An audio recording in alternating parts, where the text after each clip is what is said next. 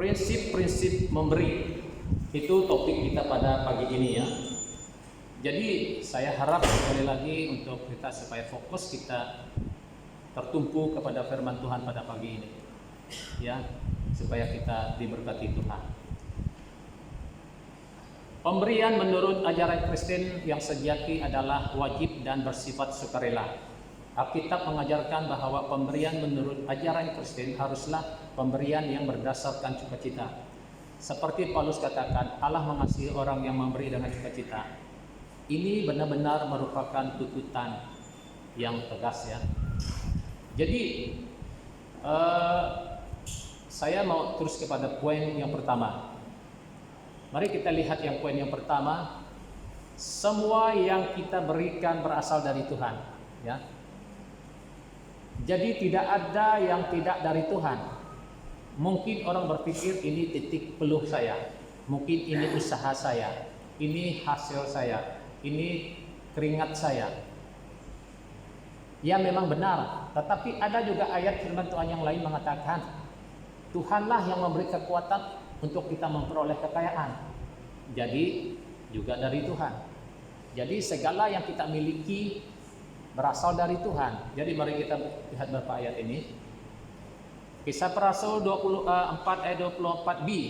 Ya Tuhan, Engkaulah yang menjadikan langit dan bumi, laut dan segala isinya. Dalam perjanjian lama ada banyak menyebut tentang Tuhanlah yang menjadikan langit dan bumi dan segala isinya. Ya. Jadi yang pertama harus kita pahami bahwa segala sesuatu yang ada di muka bumi ini, dalam isi dunia ini adalah milik Tuhan, dari Tuhan. Bukan saja yang dari ada di dunia ini, tetapi juga tubuh kita sendiri dari Tuhan, nafas kita dari Tuhan. Tidak ada yang tidak dari Tuhan. Ya, itu harus kita pahami terlebih dahulu, ya. Segala sesuatu adalah dari Tuhan. Tidak ada sesuatu pun yang tidak dari Tuhan, dan tidak ada sesuatu pun yang kita peroleh dengan usaha kita sendiri kalau bukan Tuhan yang memberinya. Jadi ini yang pertama ya. Semua yang kita berikan berasal dari Tuhan. Kita baca lihat 1 Tawarik 24 ayat 29 ayat 14. Sebab siapakah aku ini dan siapakah bangsaku sehingga kami mampu memberikan persembahan sukarela ini? Sebab daripada mulah segala-galanya dan dari tanganmu sendirilah persembahan yang kami berikan kepadamu. Nah, ini adalah kenyataan umat Israel dalam Tawarik. Mereka sadar persembahan yang mereka berikan kepada Tuhan itu adalah berasal dari Tuhan. Dan sebab daripada mulah segala-gala dan dari tanganmu sendirilah persembahan yang kami berikan kepadamu. Dari tangan Tuhan sendirilah persembahan yang kita berikan kepada Dia. Ya.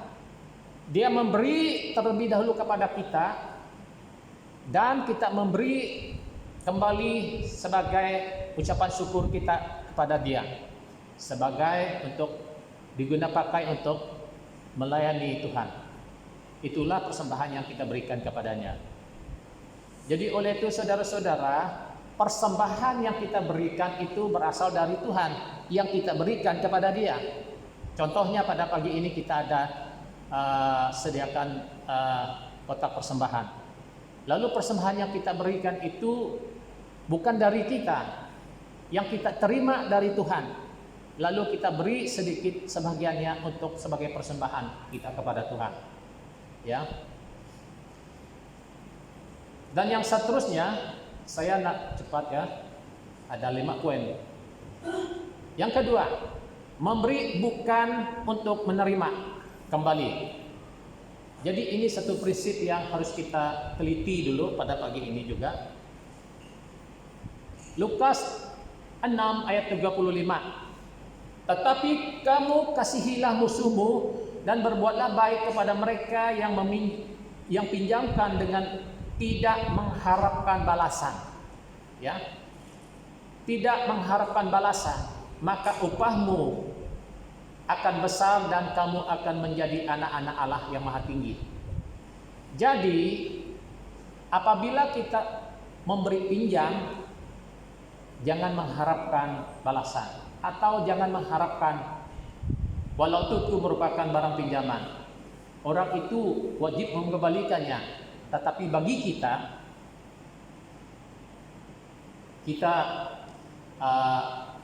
memberinya dengan ikhlas, sama ada dia mengembalikannya atau tidak, itu bahagian dia, itu adalah hak dia.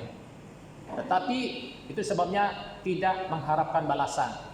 Segala sesuatu kita beri kepada orang lain, jangan mengharapkan balasan. Itu maksudnya. Jadi Malaiki pasal 3 ayat 10 juga berkata begini, bawalah seluruh persembahan persebulan itu ke dalam rumah pembendaraan supaya ada persediaan makanan di rumahku, dan ujilah aku, firman Tuhan semesta alam, apakah aku tidak membukakan bagimu tikap-tikap langit dan mencurahkan berkat berkelimpahan. Jadi saudara-saudara, banyak hamba Tuhan yang menggunakan ayat ini untuk disampaikan supaya kita memberi, sebab Tuhan berjanji Dia akan memberkati, memberi berkelimpahan. Maka itu banyak orang terdorong memberi dengan maksud mereka supaya mereka dapat lebih daripada Tuhan. Jadi kalau kita lihat konteks ayat ini adalah tertuju kepada orang Israel dan juga imam-imam. Jadi kalau kita lihat pasal pertama dan pasal kedua dan ayat yang sebelumnya, pasal 3 ini, di mana orang Israel sebenarnya sudah meninggalkan Tuhan. Mereka kawin campur, mereka menyembah berhala, mereka tidak lagi setia kepada Tuhan.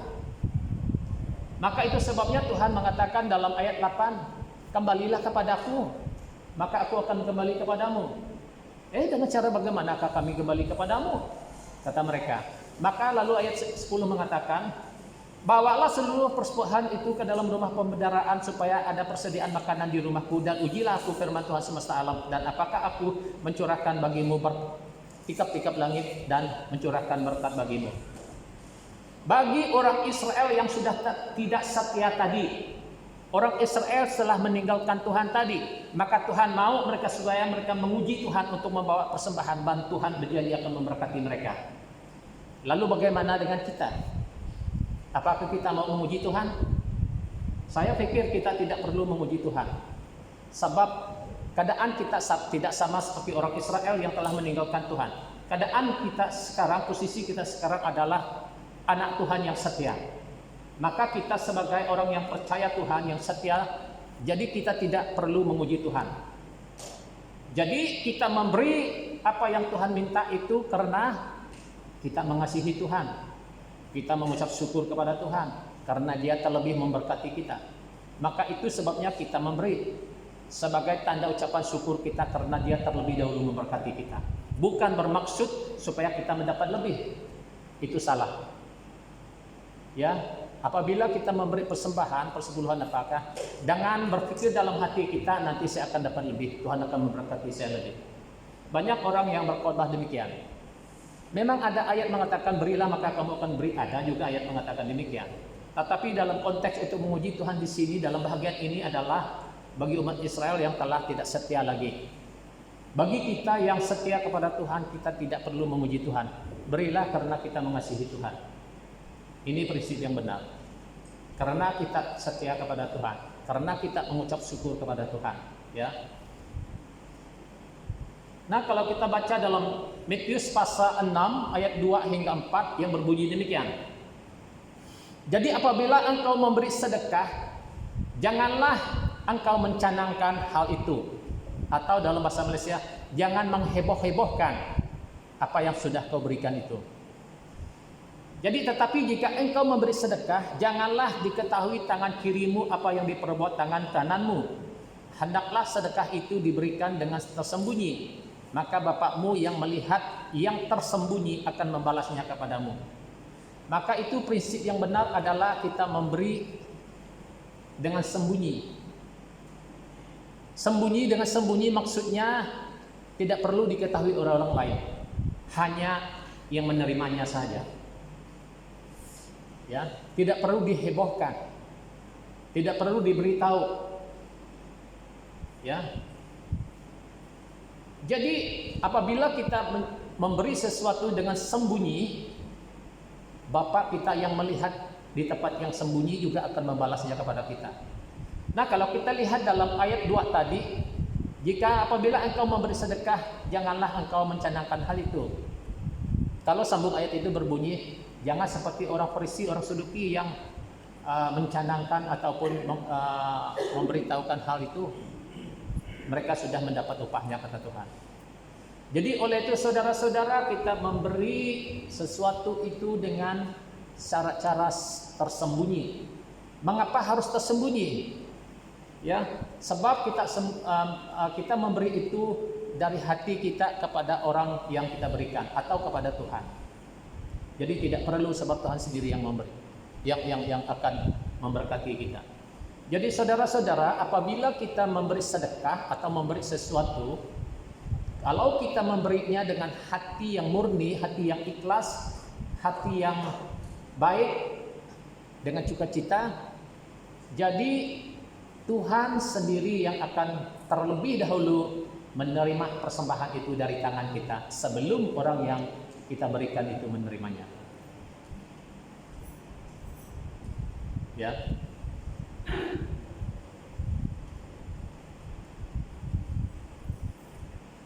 Pemberian haruslah yang berdasarkan sukacita. Pemberian haruslah berdasarkan sukacita. Jadi apabila kita memberi persembahan, persepuluhan, persembahan atau sedekah kepada orang-orang yang miskin, pemberian itu harus dengan sukacita atau dengan tulus hati, tulus ikhlas. Ya, tulus hati.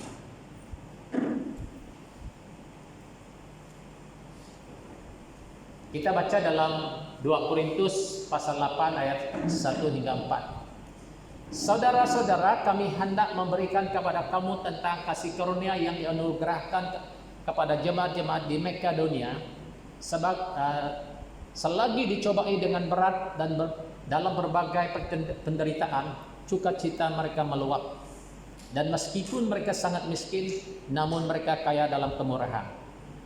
Aku bersaksi bahwa mereka telah memberikan menurut kemampuan mereka, bahkan melampaui kemampuan mereka. Dan dengan kerelaan sendiri mereka meminta dan mendesak kepada kami supaya mereka juga beroleh kasih karunia untuk mengambil bahagian dalam pelayanan kepada orang-orang kudus. Orang-orang kudus yang miskin. Kalau kita lihat dalam seterusnya ya. Nah, kita lihat kepada jemaat di Makedonia. Dikatakan di ayat 2, selagi dicobai dengan berat dalam berbagai penderitaan, sukacita mereka meluap. Sukacita mereka meluap. Dalam keadaan ditindas, dianiaya oleh pihak-pihak yang tidak mengenal Tuhan, sehingga mendatangkan kemiskinan kepada mereka. Tetapi sukacita mereka meluap. Sukacita mereka meluap, dan meskipun mereka sangat miskin, namun mereka kaya dalam kemurahan. Kita lihat di sini, yaitu mereka memberi dengan sukacita, sehingga mereka memberi melampaui kemampuan mereka. Jadi saudara-saudara, apa yang mendorong jemaat Tuhan di Makedonia sehingga mereka memberi melampaui kekuatan mereka, kemampuan mereka? Jadi tidak lain bukan karena kasih. Pertama-tama mereka telah dijamah Tuhan, memiliki kasih yang luar biasa, sehingga mereka begitu semangat tinggi untuk membantu pelayanan para rasul. Ya, mereka semangat, mereka mengumpulkan persembahan mereka, lalu mereka hantar mengirim kepada hamba Tuhan, rasul-rasul yang melayani.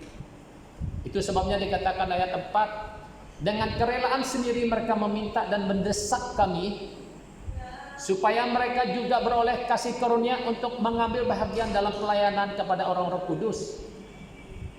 Jadi persembahan itu juga diberikan kepada orang-orang percaya yang miskin. Mereka sangat miskin, tetapi mereka juga membantu orang yang miskin juga. Jadi yang mendorong mereka untuk memberi dengan luar biasa adalah karena mereka memiliki kasih. Mereka memiliki kasih yang daripada Tuhan, sehingga mereka memberi dengan sukacita. Dengan kerelaan mereka memberi melampaui kemampuan mereka. Oleh itu saudara-saudara, pemberian kita haruslah dengan sukacita, bukan dengan paksaan. Ya. Kalau kita baca ayat ini, 2 Korintus pasal 9 ayat 7.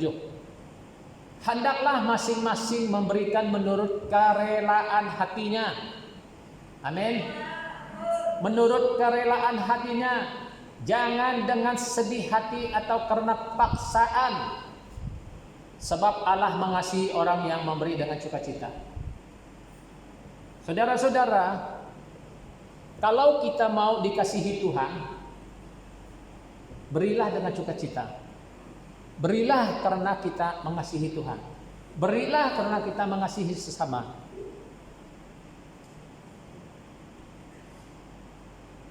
Apa yang kita berikan itu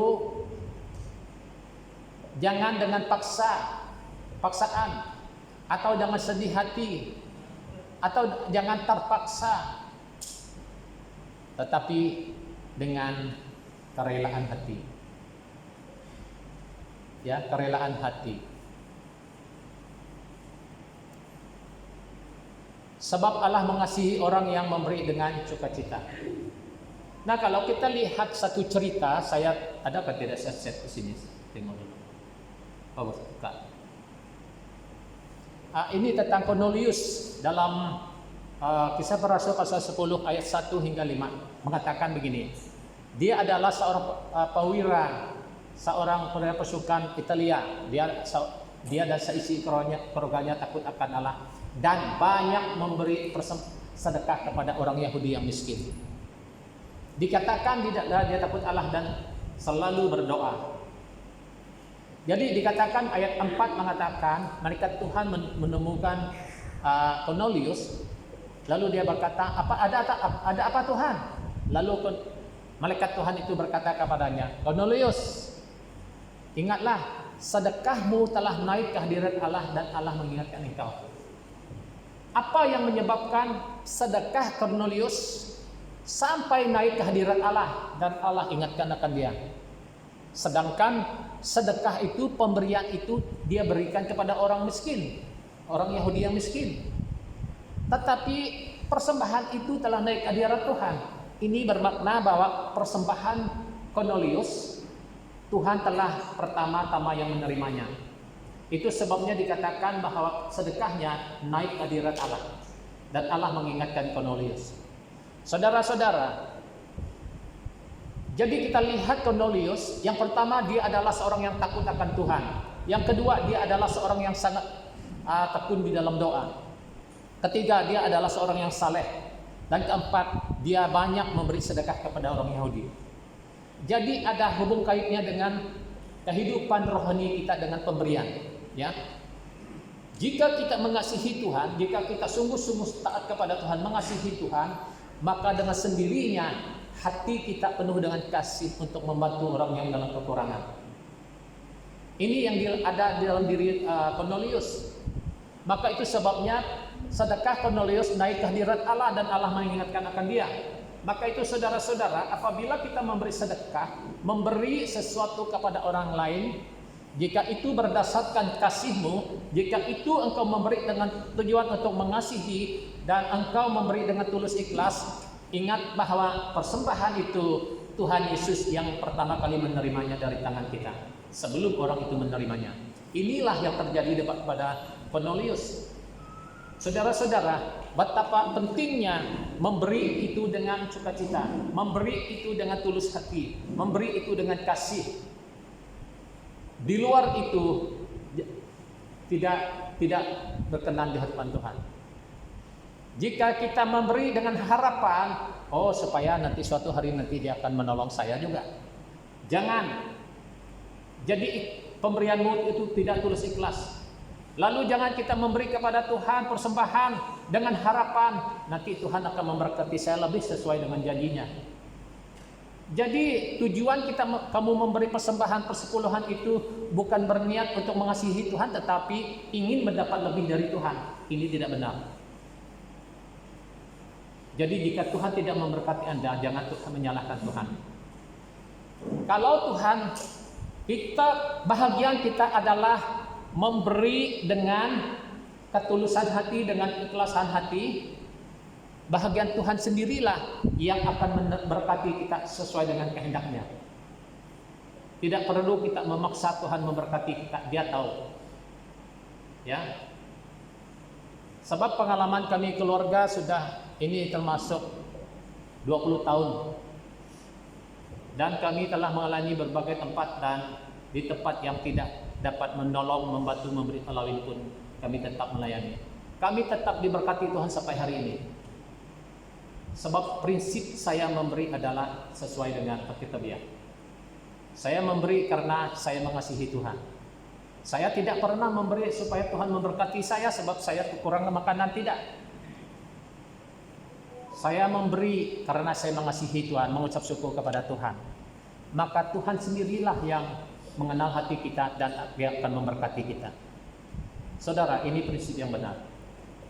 Jangan terlalu melihat keperluan kita sehingga kita terlalu sukar memberi. Jangan melihat kekurangan kita sehingga terlalu sukar kita memberi. Jangan. Tetapi berilah dengan sukacita, berilah karena kita mengasihi Tuhan, berilah karena kita berterima kasih kepada Tuhan karena Dia telah memberkati hidup kita. Ingat, jika kita punya prinsip yang benar ini, pasti Anda adalah orang yang diberkati Tuhan. Tuhan tidak pernah akan membiarkan kamu. Dia berkati. Pegang janjinya. Dan keempat, memberi sesuai dengan kemampuan. Seperti yang kita melihat jemaat di Makedonia tadi, mereka memberi melampaui kekuatan mereka. Tetapi pada dasarnya kita harus memberi dengan kemampuan. Mengapa apa yang mendorong mereka memberi luar daripada kemampuan mereka adalah karena gerakan Tuhan sendiri. Gerakan sukacita yang meluap. Gerakan kasih Allah yang menguasai hati mereka. Itu menyebabkan mereka memberi melampaui kemampuan mereka. Tapi pada dasarnya harus kita memberi dengan kemampuan. 2 Korintus 8 ayat 12 berkata begini. Sebab jika kamu rela untuk memberi, maka pemberianmu itu akan diterima. Kalau pemberian itu berdasarkan apa yang ada padamu, bukan berdasarkan apa yang tidak ada padamu. Amin. Jadi kita memberi persembahan, persepuluhan berdasarkan apa yang ada pada kita. Ya. Ada satu orang begini, ada satu ketika dulu kami balik kampung. Saya di baris yang depan waktu dalam satu kebaktian umum. Ada satu toke di sebelah saya. Dia toke besar ya. Lalu ada datang tangguk datang berjalan-jalan. Lalu saya simpan, pergi dengan dia. Terkejutnya saya apabila bunyi wang seling masuk dalam gereng. Saya geleng kepala. Orang sekaya begini beri persembahan dengan uang seling saja. Lepas kami kebaktian, kami berborak-boraklah sambil dengan pemimpin-pemimpin gereja. Baru saya dengar dia punya prinsip memberi dia. Betul-betul salah. Tapi saya tidak menegur dia. Saya tahu dia salah. Itu sebabnya dia memberi uang seling tadi orang kayanya. Sebab dia pikir begini. Tuhan tidak melihat hati kita. Tuhan tidak melihat pemberian kita katanya. Katanya Tuhan tidak memberi pemberian kita. Nih kata dia, pegang dada dia. Hati kita ini yang Tuhan lihat. Wah, saya tidak mau cakap, dia diam saja. Saya tahu dia sudah jauh meleset daripada kebenaran. Patutlah dia memberi uang seling, di dalam dia melimpah harta kekayaan, beri uang seling. Sebab dia fikir Tuhan tidak melihat pemberian itu, melihat hati.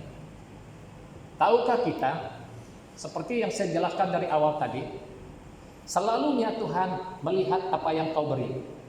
Apabila kita memberi sesuatu kepada orang lain, maka pemberian itulah yang menggambarkan hatimu. Betul atau tidak? Anda tidak perlu mengatakan saya mengasihi kamu, tidak perlu. Tetapi apabila kita menghulurkan bantuan kepada orang itu, otomatis orang tahu engkau adalah orang yang mengasihi. Betul atau tidak?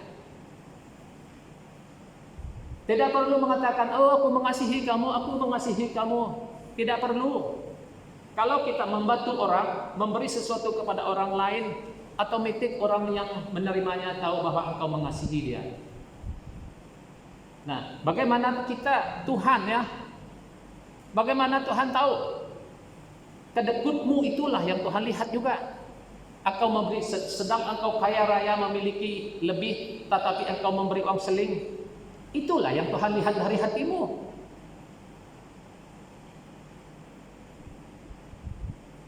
Jadi saudara-saudara, jangan salah.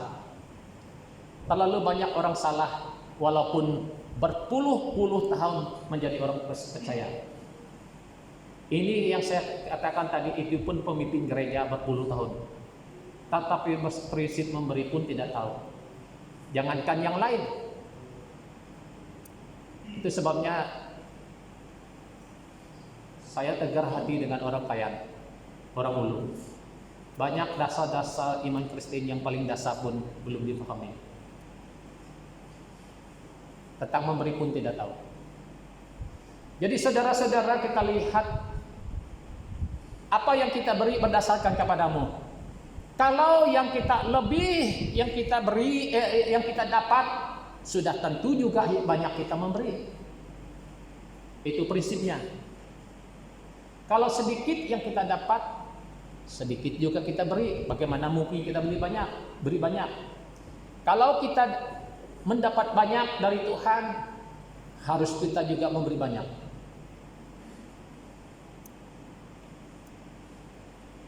Mana mungkin gaji 20.000 bagi persembahan 1 ringgit? Saya pikir tidak masuk akal. Daripada orang gaji 300 beri 2 ringgit, lebih tinggi, lebih besar.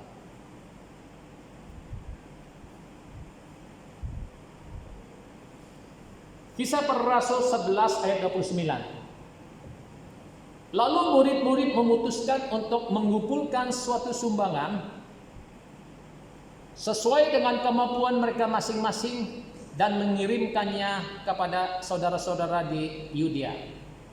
Ini adalah jemaat Antioquia. Mereka menggubur persembahan mereka, lalu mereka mengirim kepada saudara-saudara di Yudea, yaitu sesuai dengan kemampuan mereka masing-masing. Ya, sesuai dengan kemampuan mereka masing-masing. Jadi persembahan memberi dengan sukarela. Berapa yang kau mau beri? Sepertinya contoh ada kotak di depan sana. Sebab pemberian itu harus dari hati, bukan dari jumlah. Tetapi jangan juga ambil kesimpulan, oh apalah kalau begitu kasih sedikit saja. Seperti orang yang saya beritahu kesaksian tadi. Tidak maksud begitu. Kita harus berdasarkan hati. Jika hatimu bersukacita dan begitu mengasihi Tuhan, apa salahnya kau beri lebih? Sebab berdasarkan sukacita hati kita. Jadi oleh itu saudara-saudara, mari kita memberi sesuai dengan kemampuan. Tetapi persepuluhan beda. Kalau kita dapat gaji 300, 30 tetap kita beri. tidak boleh 20 atau kurang. Kalau gaji 3.000, memang 300, ikutlah 10% itu. Hanya dari segi sedekah, pemberian, kasih, pemberian yang lain-lainnya boleh menurut kemampuan. Boleh menurut kerelaan hati, ya.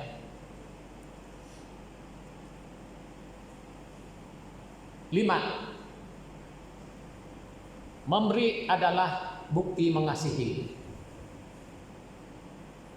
Memberi adalah bukti mengasihi.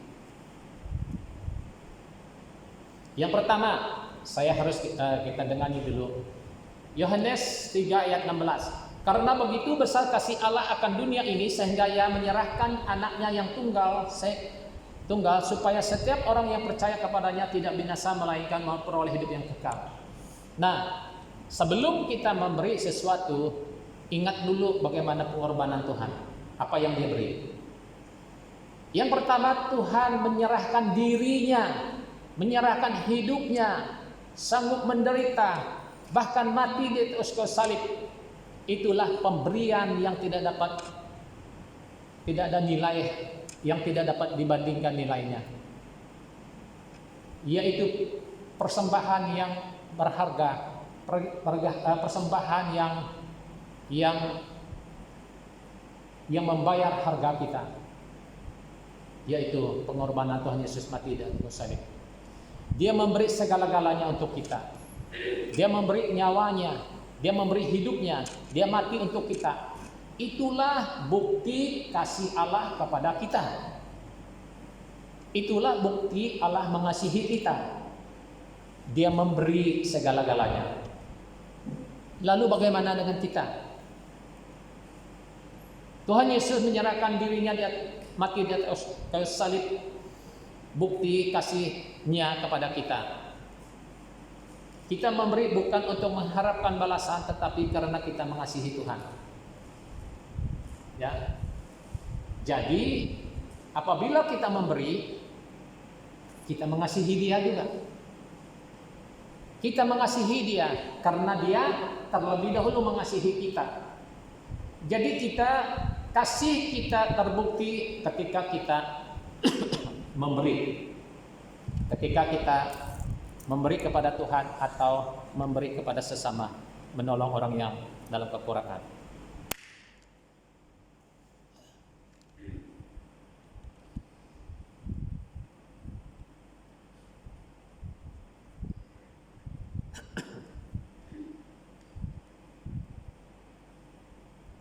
Yakobus pasal 2 5 hingga 16. 15 hingga 16. Jika seorang saudara atau saudari tidak mempunyai pakaian dan kekurangan makanan sehari-hari,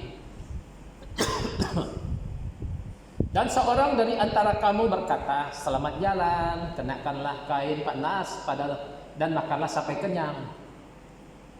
Tetapi ia tidak memberikan kepadanya apa yang perlu pada tubuhnya. Apa gunanya itu? Hanya perkataan mulut saja, sepertinya lembut. Perkataan mulut saja ya. Kenakanlah kain panas dan makanlah sampai kenyang. Baik-baik ya kawan. Kasihan saya tengok kamu.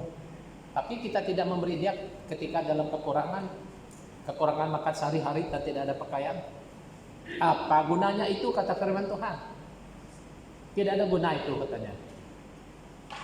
Sebab kasih itu tidak terbukti. Jadi maksudnya, kalau ada orang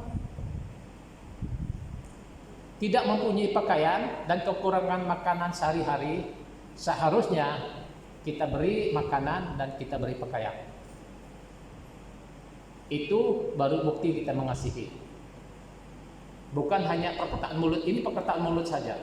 Apa gunanya itu, kata firman Tuhan? Ada satu cerita. Ini bapaknya. Bapaknya ini selalu merayu kepada anaknya supaya beli dia izin motor perahu lah, pakai jalan air. Lalu anaknya bilang, tunggulah bapak, tunggulah bapak, tunggulah bapak. Saya tahu bapak, saya mengasihi bapak, nanti saya beli ini, bukan itu, saya beli ini, beli itu. Saya mengasihi bapak, tetapi 1 sen itu tidak beri duit. Selalu dia mengatakan dia mengasihi bapaknya, tapi tidak beri duit. Dan juga janjinya tidak ditunaikan. Izin 5, dia mau minta izin 5 supaya dia senang, dia pergi ke rumah dia, pergi ke kebun dia. Tidak juga beri. Akhirnya bapaknya meninggal. Meninggallah bapaknya. Lalu dia datang, dia menangis. Lalu dia pergi ke kedai, cash 1 izin motor 5 kuda horsepower. Dia datang, bawa hantar dia. Bapak sambil menangis. Inilah yang bapak minta.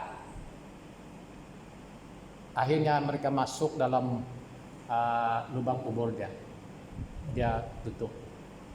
Jadi saudara-saudara, saya pikir ini adalah perbuatan yang bodoh.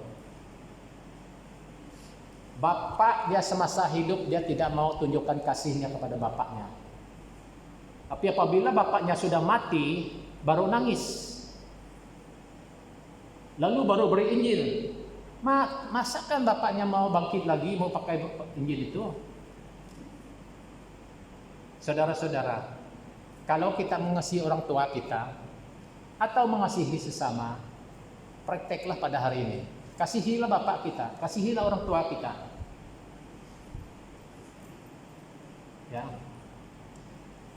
Waktu mendiang mak saya dulu masih hidup, dia ikut saya, kami sampai pelayanan di Penan. Saya berbulan-bulan dia ikut saya di Bau, waktu kami melayani di Bau. Juga berbulan-bulan dia ikut saya di Sri Aman. Kalau dia masih hidup, saya masih bawa dia ke sini. Saya bawa dia jalan sampai dia puas, apa yang kamu nak makan saja, saya kata dengan dia. Saya beli baju untuk dia.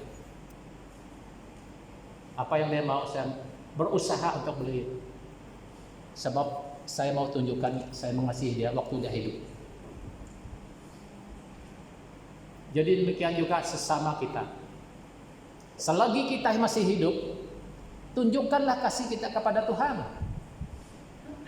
Tunjukkanlah kasih kita kepada Tuhan dengan apa saja yang kita buat untuk memuliakan dia. Baik dalam hal melayani dia, baik hal dalam pemberian kita.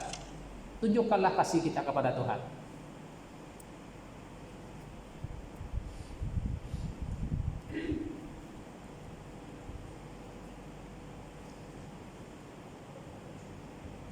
Oh ya, maaf ya. Ini yang saya sebutkan tadi tentang Cornelius tadi ya. Jadi saya tidak perlu ulang lagi. Saya pikir saya tidak ada type di sini, tapi ada di sini rupanya. Saya tidak perlu ulang lagi tentang Cornelius ini. Ya. Dikatakan jawab malaikat itu, semua doamu dan sedekahmu telah naik ke hadirat Tuhan dan Allah mengingatkan engkau. Sudah saya jelaskan tadi.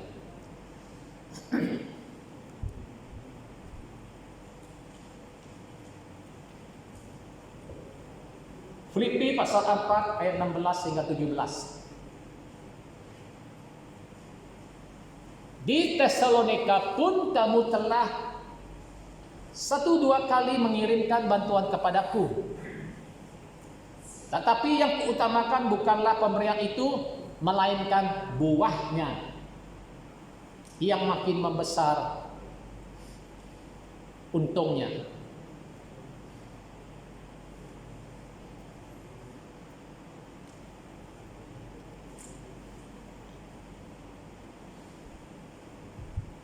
Oh, rupanya salah, saya type dalam yang saya send dalam Facebook itu. Makin membesar untungnya, salah.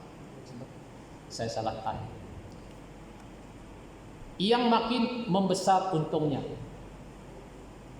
Nah, kalau kita lihat jemaat di Filipi, mereka ini selalu menyokong pelayanan para rasul. Ya, mereka menyokong pelayanan rasul.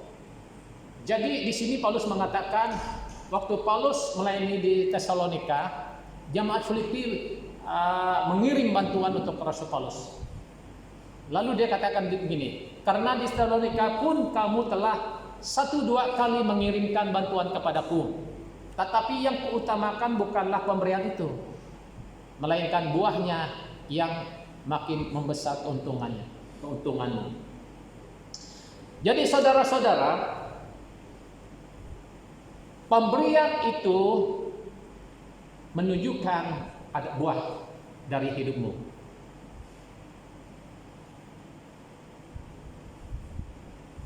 Segala pemberian kita kepada Tuhan, menyokong pelayanan Tuhan adalah buah imanmu, buah dari hidupmu. Itu sebabnya Paulus mengatakan, tetapi yang kuutamakan bukanlah pemberian itu. Paulus tidak mengutamakan pemberian mereka, tetapi yang Paulus utamakan, yang Tuhan Paulus melihat bahwa jemaat di Filipi itu imannya begitu mantap, imannya berbuah, iman mereka semakin kuat, imannya begitu sungguh-sungguh. Itulah Paulus mengatakan melainkan buahnya. Saudara-saudara, pemberian itu ada kaitannya dengan buah kehidupan kita, ya. Jangan remehkan pemberian. Jangan berpikir pemberian itu, walaupun ada dikatakan tadi kita jelas sepanjang lebar tadi tentang menurut keleraan hati, menurut kemampuan. Ada yang memang. Tetapi dari semuanya pemberian itu adalah buah dari kehidupanmu di dalam Tuhan. Jadi oleh itu kita tidak lihat pemberian itu dengan biasa-biasa saja, tetapi kita lihat pemberian itu sungguh-sungguh bermakna di mata Tuhan. Sebab yang Tuhan lihat bukan sedekah kita, bukan pemberian kita, tetapi iman kita. Seperti Cornelius tadi, Tuhan tidak melihat sedekah itu sebab orang Yahudi yang menerimanya, tetapi mengapa persembahan itu naik ke hadirat Tuhan? Sebab hati Cornelius yang benar di mata Tuhan. Sebab itulah buah Cornelius yang sungguh-sungguh mengasihi Tuhan. Jadi oleh itu saudara-saudara, mari kita mempraktekkan hidup kita dalam hal memberi, ya, dalam hal memberi. Sebab ini adalah pemberian yang menyangkut kehidupan rohani kita. Sejauh mana iman kita, sejauh mana hubungan kita dengan Tuhan.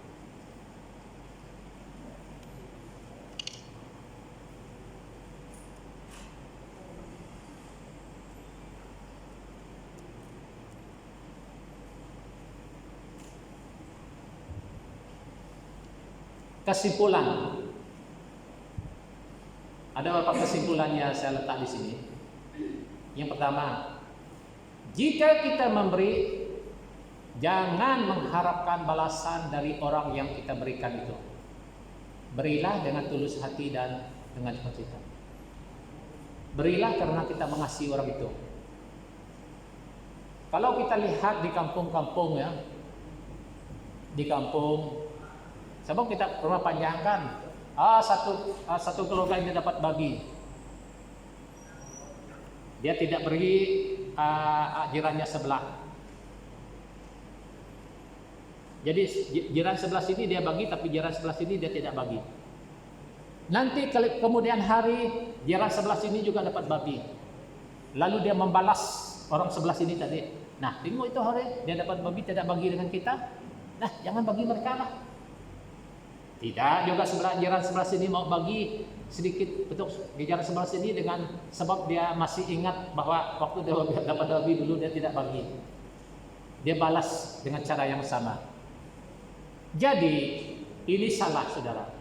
Kita memberi bukan mengharapkan balasan. Selalu kita berpikir begini, oh dia itu selalu saya tolong dia, tak pernah pun dia tolong saya, tak pernah pun dia ingat saya. Jadi berilah dengan tulus ikhlas saja, jangan mengharapkan balasan. Sebab bapakmu yang sembunyi katanya tadi kan, yang kita baca tadi, dia akan membalasnya kepada kita. Tak perlu mengharapkan orang itu. Sebab Bapa kita yang tersembunyi yang akan membalasnya kepada kita. Yang seterusnya, memberi adalah tanda kita mengasihi sesama dan mengasihi Tuhan. Ya. Memberi adalah tanda kita mengasihi sesama dan mengasihi Tuhan. Apabila kita memberi sesuatu kepada orang yang miskinkah siapakah, itu tandanya kita mengasihi. Sebab tidak mungkin orang yang membenci dengan yang sama dia memberi kepada orang itu. Tidak mungkin.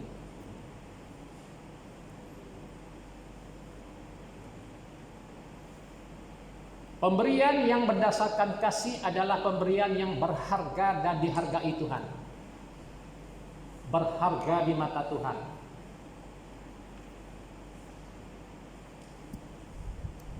Jadi oleh itu saudara-saudara, kalau kita memberi sesuatu harus kita ada kasih.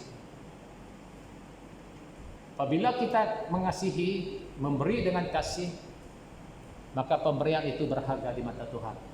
Sebab Dia yang pertama menerimanya dengan kita.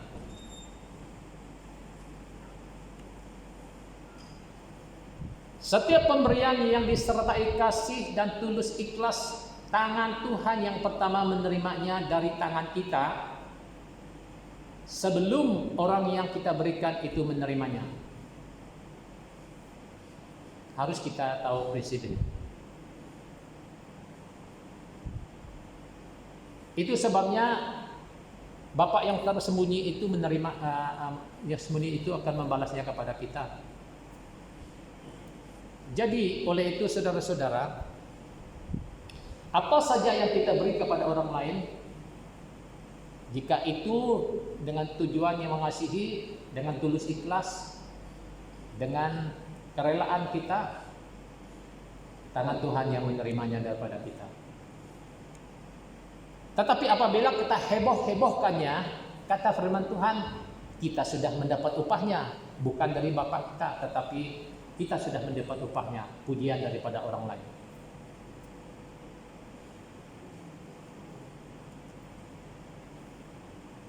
Tangan yang memberi lebih diberkati dari tangan yang menerima. Tangan yang memberi diberkati, lebih diberkati daripada tangan yang menerima. Saudara-saudara, mari kita menerapkan prinsip-prinsip benar ini, prinsip-prinsip memberi ini dalam kehidupan kita. Saya percaya dengan kita tahu kebenaran ini, maka Tuhan pasti akan memberkati keluarga kita, hidup kita. Saya percaya Tuhan pasti memberkati. Maka itu kita tidak perlu khawatir dalam hidup ini, dalam apapun juga, jangan khawatir. Sebab Dia adalah Bapa yang setia. Dia tahu segala yang kita lakukan. Niat hati kita Dia tahu semuanya. Maka itu, mari kita terapkan nilai-nilai kebenaran ini dalam kehidupan kita sebagai orang percaya. Jadi ini sedikit firman Tuhan yang kita renungkan pada pagi ini. Tuhan Yesus memberkati.